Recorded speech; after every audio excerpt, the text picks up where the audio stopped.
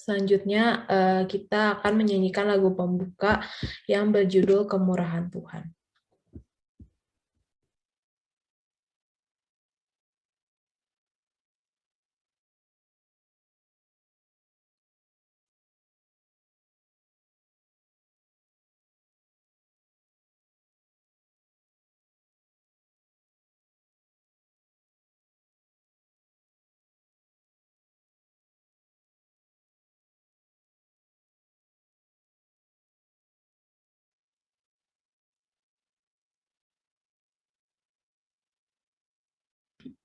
Sebelum kita masuk ke sharing firman pada sore hari ini, ada beberapa warta yang akan dibacakan oleh Pak Pewarta.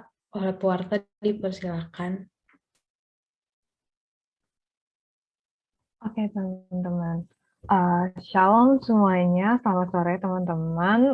Uh, untuk warta hari ini, aku mulai dari kertas doa, teman-teman. Jadi, dari PLVCVIA akan ada kertas doa. Jadi, teman-teman, jika ada doa yang ingin disampaikan atau ingin didoakan oleh teman-teman dari PLVCVIA, bisa banget di-put di bit.ly/, kertas doa VCVIA. Nah, itu teman-teman juga bisa mengirimkan prayer request-nya itu di lewat story yang ada di Instagram-nya PLVCVIA. Jadi nanti ada di Instagram-nya, di story-nya, di highlight story-nya, nanti teman-teman bisa akses ke situ dan juga boleh langsung isi di stikernya. Terus, boleh next.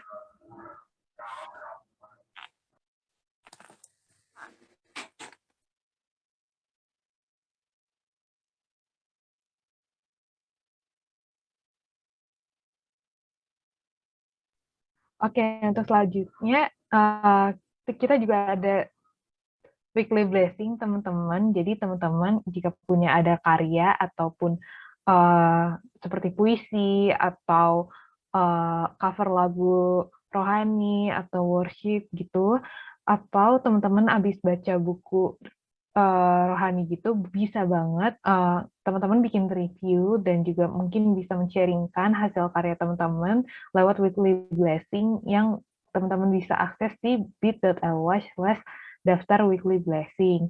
Nah, di situ jika teman-teman ingin sharing tentang apa yang didapat dari buku atau film yang mungkin teman-teman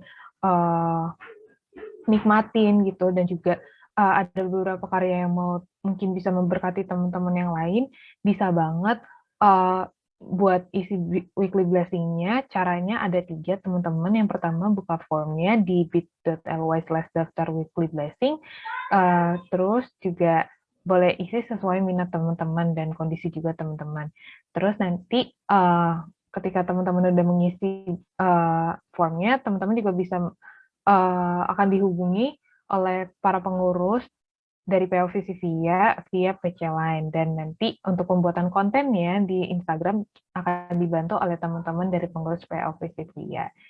Gitu teman-teman. Jadi jika ada teman-teman yang ingin men-sharingkan tentang sesuatu yang mungkin teman-teman nikmati, boleh banget isi di weekly blessing-nya PLVCVIA. Oke, boleh next slide.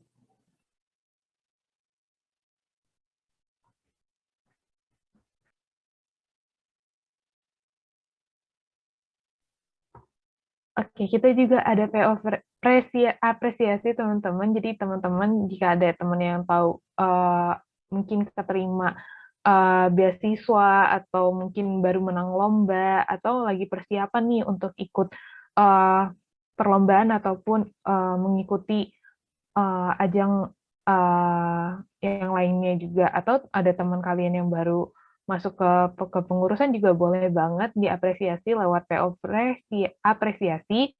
Teman-teman bisa akses di bit.ly/line POVCVIA. Nanti teman-teman boleh banget untuk mengapresiasi teman-teman kita yang baru mendapatkan suatu achievement ataupun juga mungkin baru mau mengikuti suatu perlombaan, dan sebagainya. Jadi teman-teman bisa mengapresiasi lewat bit.ly/line POVCVIA dan juga uh, kita berdoa agar teman-teman kita juga bisa lewat apapun yang dicapainya bisa memuliakan nama Tuhan. Gitu. Oke, boleh next slide.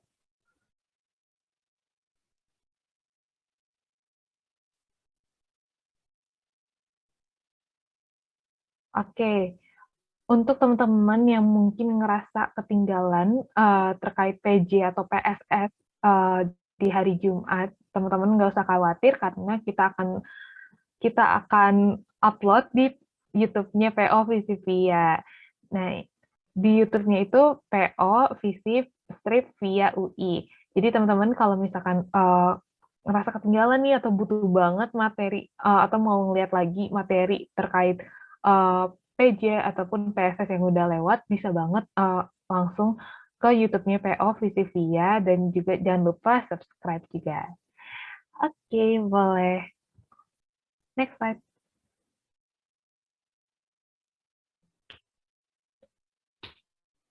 Oke, karena kita emang sistemnya selang-seling dari PJ dan PSS, jadi karena hari ini kita PSS, minggu depan kita bakal ada PJ teman-teman yang temanya itu It's Not About the Money. Nah, itu akan dilaksanakan minggu depan, hari Jumat, tanggal 12 November, teman-teman, 2021, jam 5 sore, seperti biasa. Jadi, jangan lupa buat datang di minggu depan ya. Oke, boleh next slide.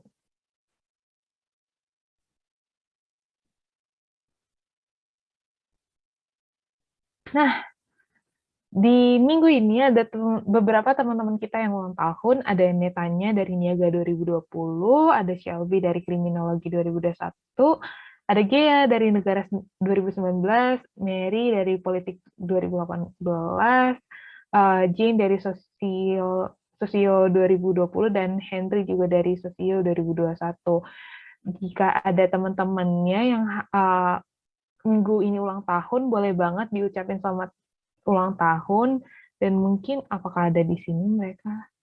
Sepertinya tidak ada, teman-teman. Jadi kalau misalkan ada teman kalian yang ulang tahun di minggu ini, boleh banget langsung ucapin ke mereka selamat ulang tahun ya, teman-teman. Oke, boleh next slide.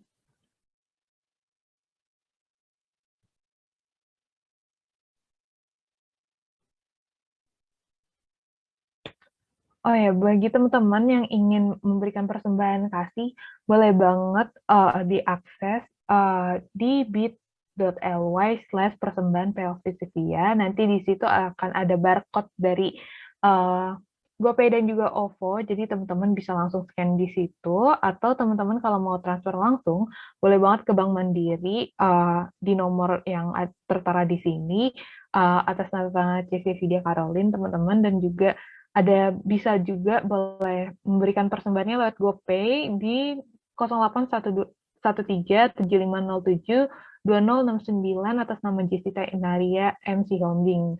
Dan juga kalau misalkan teman-teman lebih sering pakai OVO juga bisa banget ke OVO di nomor 0895-3227-89513 atas nama Andrea Monica. Nah, mungkin aku akan mempersilahkan teman-teman untuk screenshot sebentar mungkin ya. Aku kasih 5 detik. 1, 2, 3, 4, 5. Nah, atau teman-teman juga boleh langsung akses di bit.ly/persembahan POVCVIA dan nge-scan langsung barcode-nya di situ. Oke, teman-teman. Boleh next slide.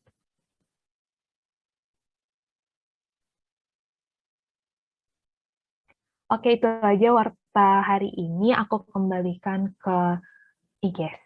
Thank you.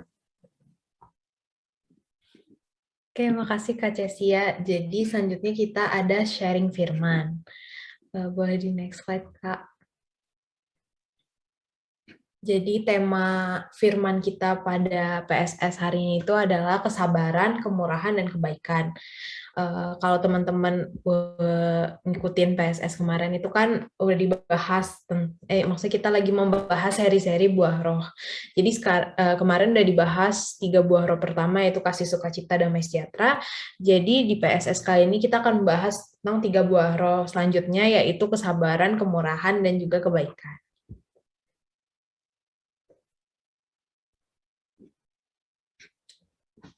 Jadi buah roh yang pertama yang akan kita bahas hari ini itu adalah kesabaran.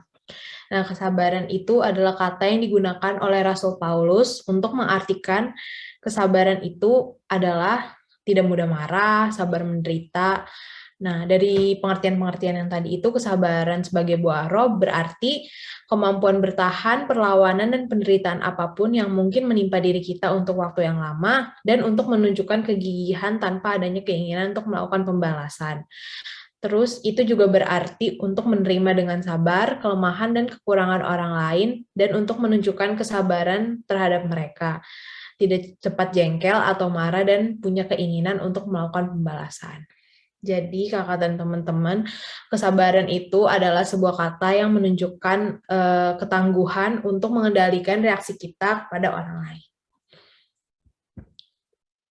Boleh di next, Kak. Jadi ada 3 poin penting dari kesabaran yang akan kita bahas. Yang pertama itu kesabaran Allah dalam perjanjian lama.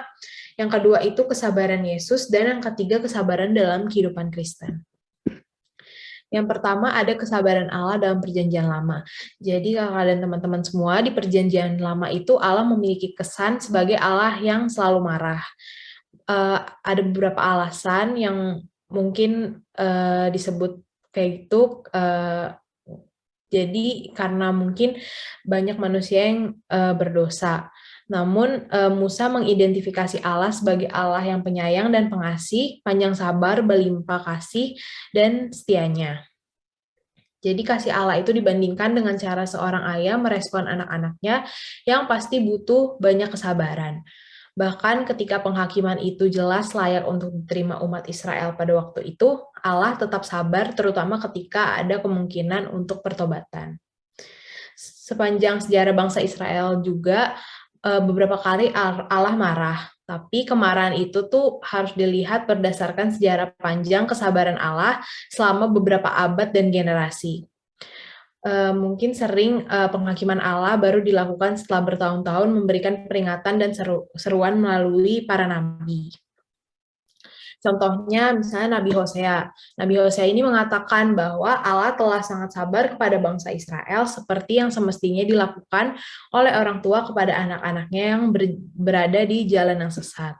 Itu ada di Hosea 11 ayat 1 sampai 4. Selanjutnya ada kesabaran Yesus.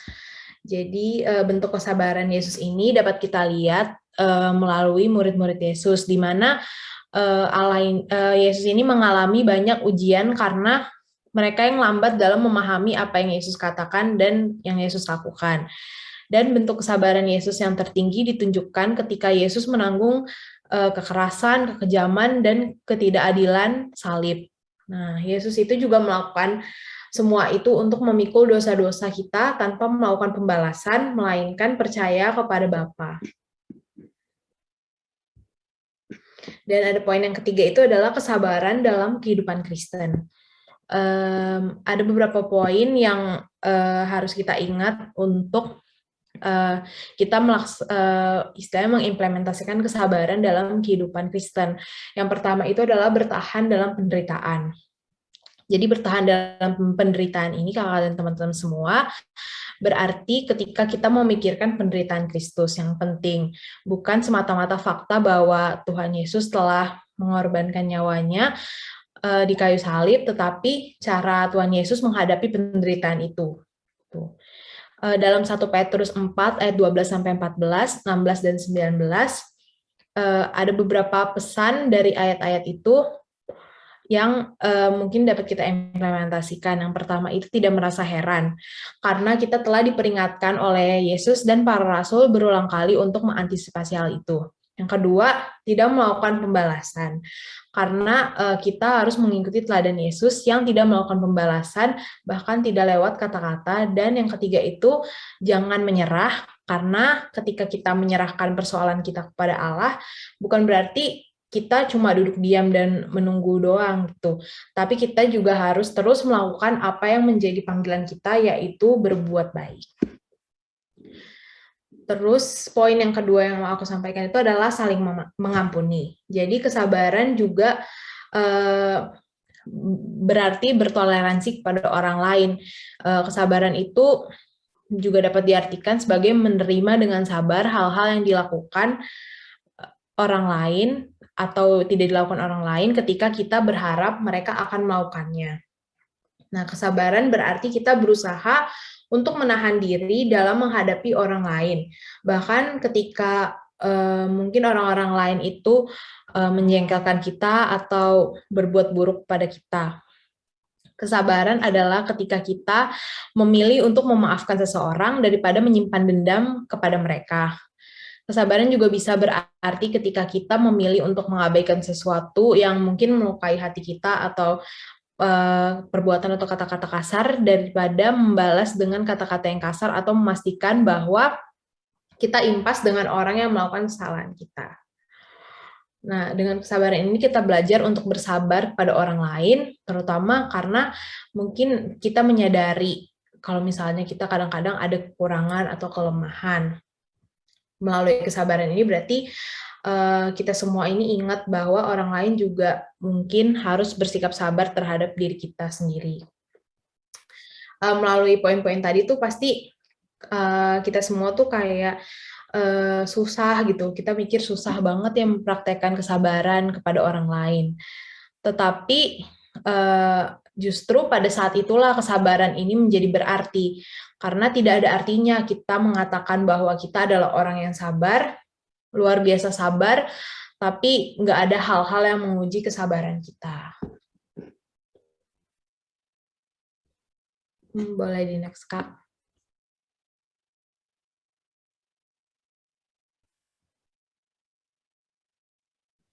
Nah, poin kedua yang dari buah-buah roh yang akan kita bahas itu adalah kemurahan.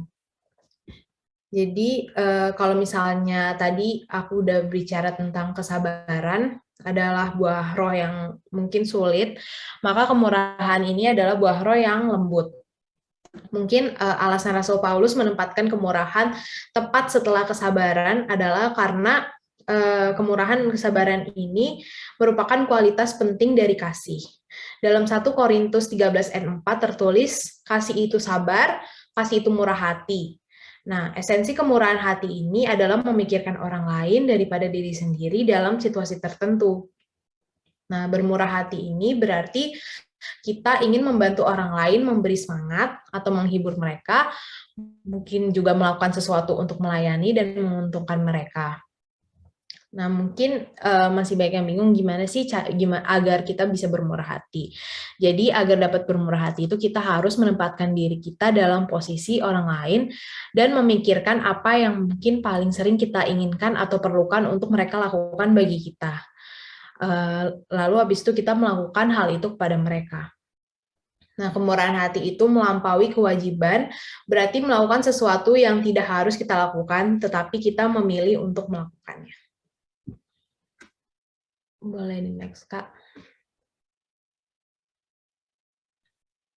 Sama kayak tadi, jadi aku akan menekankan beberapa poin. Kalau dalam kemurahan ini ada 4 poin. Yang pertama, kemurahan hati dan karakter Allah, kemurahan sebagai kualitas dari orang-orang yang menyembah Allah, kemurahan hati dan teladan Yesus, dan kemurahan sebagai kebiasaan hidup. Yang pertama itu ada kemurahan hati dan karakter Allah. Dalam perjanjian lama, Allah mungkin sering dipuji karena kemurahan hatinya. Ketika Allah bertindak dengan murah hati, berarti Allah setia terhadap janji-janji yang Ia berikan, memperhatikan kebutuhan kita manusia juga dengan cermat, dan juga bertindak dengan kasih dan yang murah hati dan penuh belas kasihan. Lalu Rasul Paulus sangat menyadari bahwa kemurahan hati Allah ini tersedia bagi setiap orang. Namun ia juga merasa sedih bahwa sebagai orang yang berdosa, kita kadang-kadang mudah menolaknya dan tidak dapat memahami bahwa kemurahan hati Allah ini penuh dengan kesabaran yang dimaksudkan untuk membawa kita pada pertobatan dan keselamatan. Selanjutnya ada kemurahan sebagai kualitas dari orang-orang yang menyembah Allah.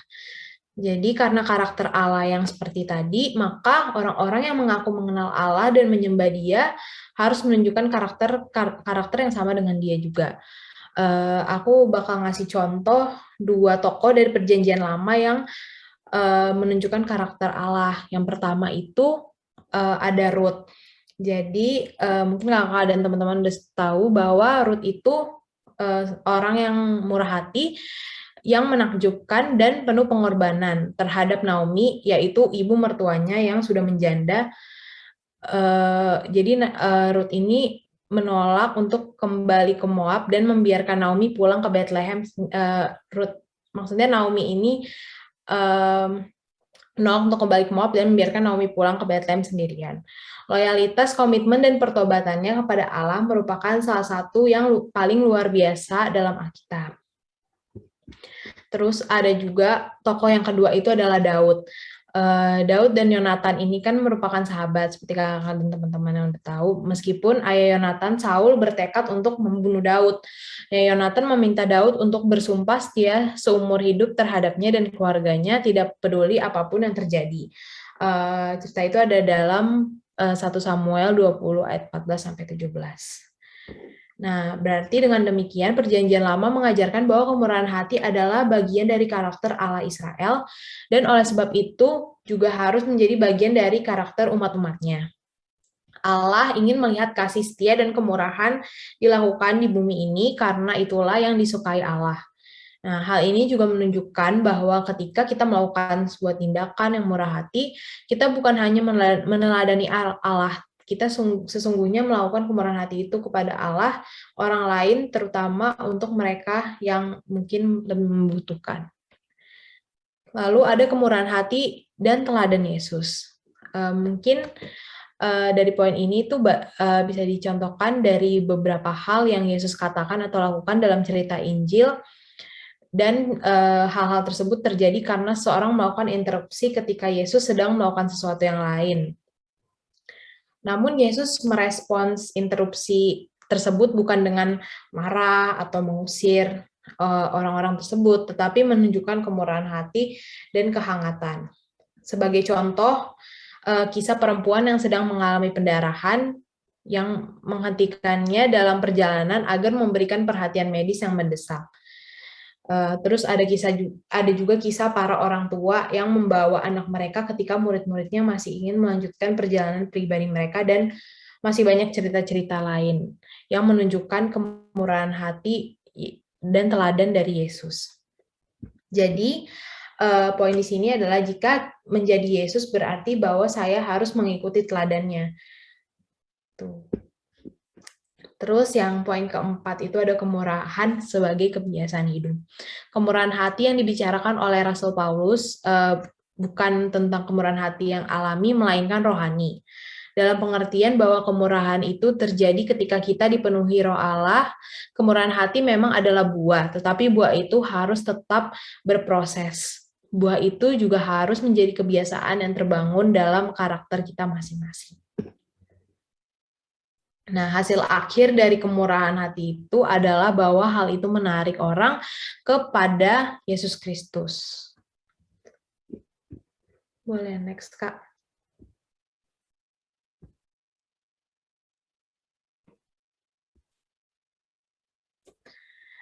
Nah, ini buah roh yang ketiga atau yang terakhir dalam PSS kita hari ini adalah kebaikan.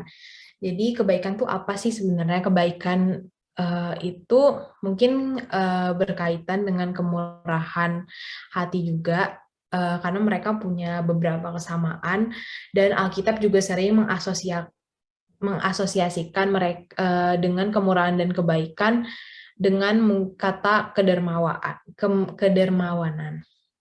Nah, hal yang penting dalam kebaikan itu adalah integritas. Tidak ada kecurangan atau tidak ada tipu muslihat. Perkataan dan perilaku yang kelihatan sesuai dengan apa yang ada di dalam diri mereka. Tidak ada tipuan atau kepura-puraan. Juga itu menjadi kunci dari kebaikan. Nah, ketika seorang melakukan sesuatu hal yang baik, itu bukan untuk mendapatkan nama atau citra yang baik, tetapi semata-mata itu kan adalah hal yang benar untuk dilakukan. Kita juga dapat melihat bentuk kebaikan dari sumber segala kebaikan, yaitu Allah sendiri.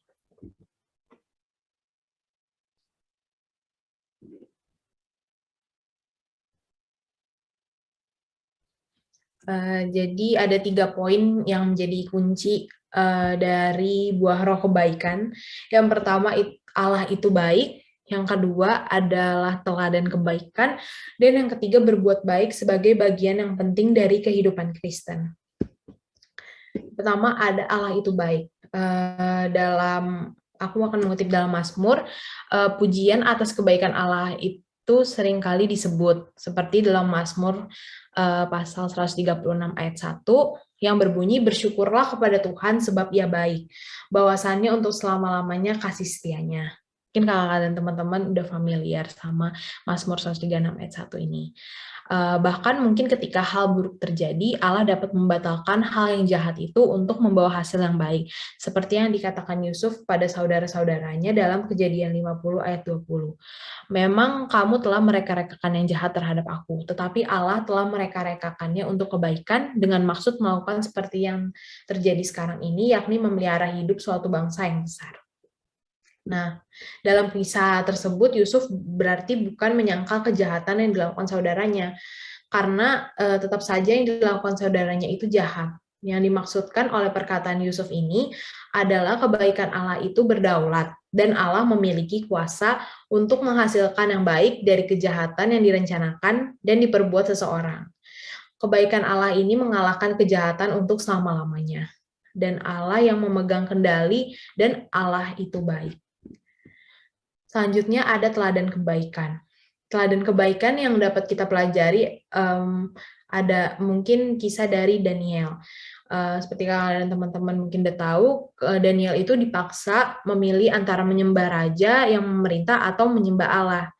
Nah, atas kesetiaan Daniel ini kepada Allah, ia tentu iman dia pasti gak goyang dan tidak berpaling dari Allah. Hingga dia dimasukkan ke gua singa. Nah, hal itu merupakan bentuk lain dari kebaikan, yaitu berkomitmen melakukan hal yang benar, sekalipun hal itu membutuhkan pengorbanan atau menyakitkan. Orang baik adalah mereka yang dapat menahan godaan untuk mengambil jalan keluar yang mudah dari situasi yang sulit. Sebuah kata lain yang artinya sangat dekat dengan kebaikan itu adalah kebenaran. Orang benar adalah orang yang merespon kasih, anugerah, dan keselamatan dari Allah dengan berusaha untuk hidup di jalan Allah dan melakukan apa yang benar di mata Allah, bukan sebagai usaha untuk mendapatkan perkenalan Allah semata-mata, tetapi untuk timbul dari respon yang penuh rasa syukur atas berkat-berkat Allah. Dan poin yang terakhir itu adalah berbuat baik sebagai bagian yang penting dari kehidupan Kristen. Kita juga pasti harus berbuat baik ya sebagai implementasi kehidupan Kristen. Nah, karena Yesus pernah mengatakan pada murid-muridnya untuk menjadi terang dunia. Nah, terang ini berarti adalah terang yang bercahaya dan memberikan kehidupan, belas kasihan, keadilan, dan perhatian bagi orang yang membutuhkan. Ketika umat Allah hidup di jalan Allah dan meneladani kebaikan Allah pada orang lain, maka hal itu akan membuat orang lain melihat kebenaran tentang Allah dan mereka sendiri akan mengenal serta memuliakan Allah. Orang Kristen meyakini bahwa kita tidak diselamatkan oleh perbuatan baik yang kita lakukan. Rasul Paulus juga mengatakan bahwa kita tidak dapat diselamatkan oleh perbuatan baik, tetapi kita diselamatkan untuk melakukan perbuatan baik. Kita tidak akan dan tidak mungkin bisa diselamatkan oleh perbuatan baik sebanyak apapun. Tetapi kita diselamatkan oleh kasih karunia Allah agar kita dapat menjalani kehidupan yang diubahkan, di mana berbuat baik itu merupakan bagian yang penting. Jadi setelah kita memahami bahwa perbuatan baik bukan sumber atas keselamatan kita, Rasul Paulus mengatakan dengan tegas bahwa setelah kita mengalami keselamatan dari Allah, kita dipanggil untuk merespons kasih karunia-Nya yang menyelamatkan dan kasih-Nya yang memberikan penebusan dengan menjalani kehidupan yang menunjukkan kebaikan. Sebagai orang yang telah diselamatkan oleh kasih karunia, kita harus berkomitmen untuk menjadi orang yang melakukan apa yang baik dan benar, baik dalam kehidupan pribadi kita, dalam masyarakat, gereja, dan juga di tengah-tengah dunia ini.